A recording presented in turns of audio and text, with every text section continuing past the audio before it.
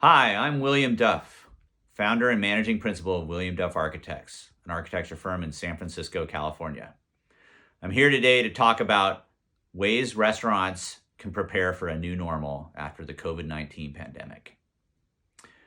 Before doing that, I'd like to thank Design Milk for having us, and I'd like to share our thoughts with the restaurant industry in general. Our clients, our friends, our partners, and everyone working in the restaurant industry have been hit really hard by this pandemic, and our thoughts are with you. And I want everyone to know that we are going to make it through this. There is another side, and what I want to talk about today is what we're seeing for the future of the restaurant industry on the other side of the pandemic. So, I'm going to talk about three things. One is how restaurant layouts are going to change, and specifically how they're going to accommodate dedicated takeout areas.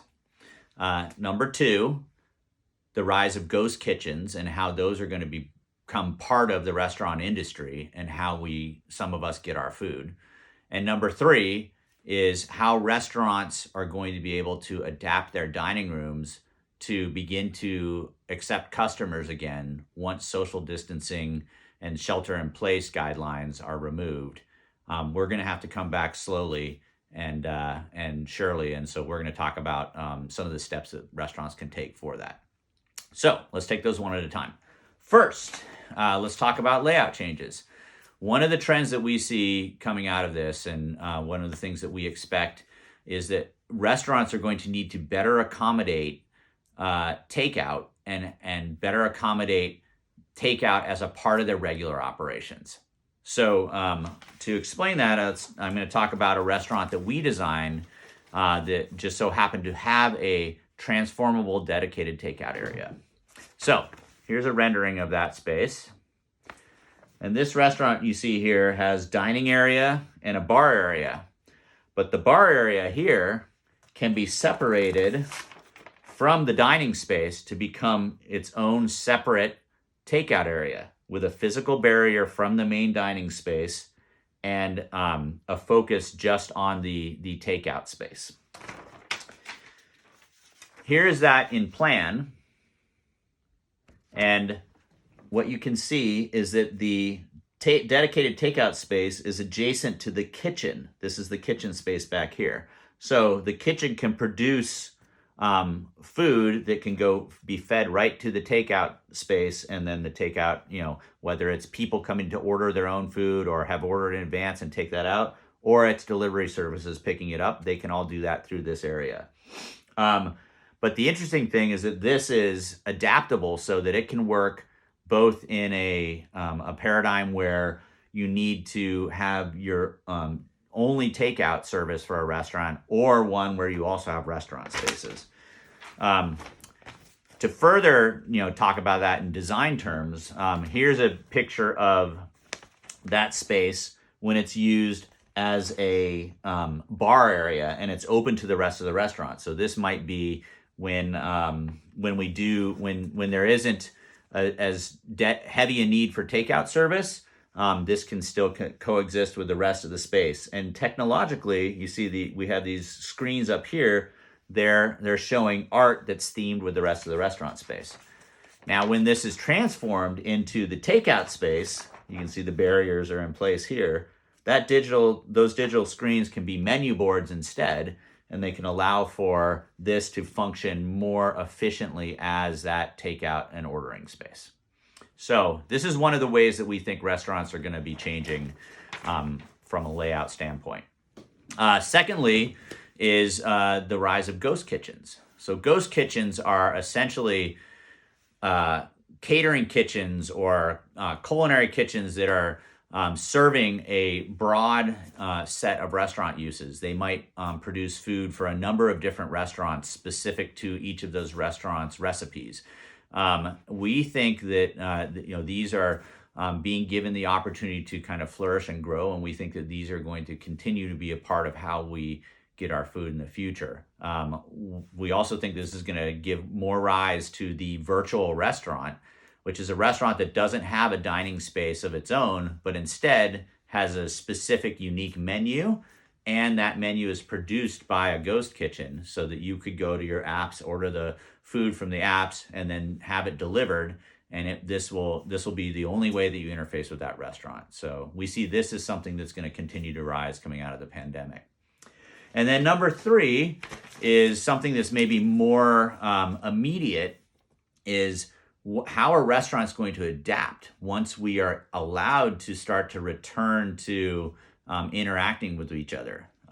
We don't anticipate that that's going to be something that's going to, be a blanket change where all of a sudden we can go right back to normal. This is going to be a phased approach where we are going to have to maintain social distancing, but there's going to be a gradual lifting of that. One of those things are going to be restaurants are going to be allowed to reopen their dining rooms, but they're going to have to ensure that their customers remain safe and that we maintain social and physical distancing as a part of that. So to help explain that, I did a pass through one of our restaurants that we've designed and how we might alter the layout with that. So here's a rendering of that restaurant, or not a rendering, this is a photograph. And it shows a number of different seating types. You can see here, there's bar seating, bench seating, booth seating, community table seating, and so we a lot of different paradigms represented. Here's all of that in plan. You can see it also includes outdoor seating. So how might a restaurant approach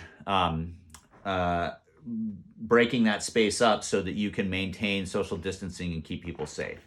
So here's a drawing that shows that everything in yellow is tables that would be removed, and everything in red, tables or seats would be removed. Everything in red is a barrier. So the red is a temporary barrier that would be put in place to help maintain that distancing.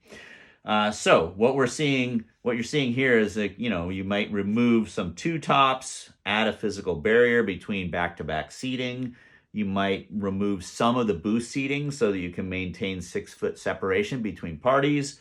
Bench seating at these windows, we would add a physical barrier, remove a chair.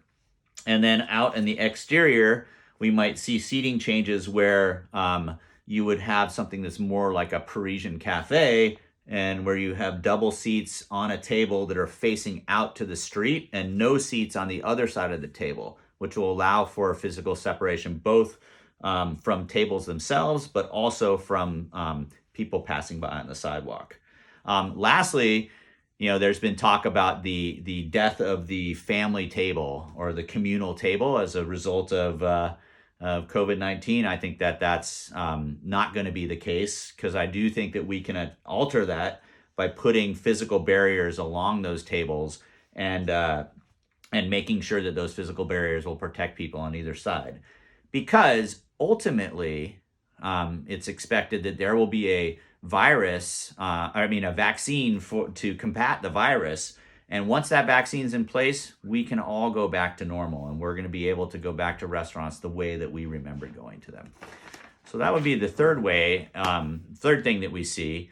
I sort of, as a closing and positive note for restaurateurs out there, there is a provision of the CARES Act that was recently approved that includes tax benefits for tenant improvements, specifically for restaurant and retail spaces.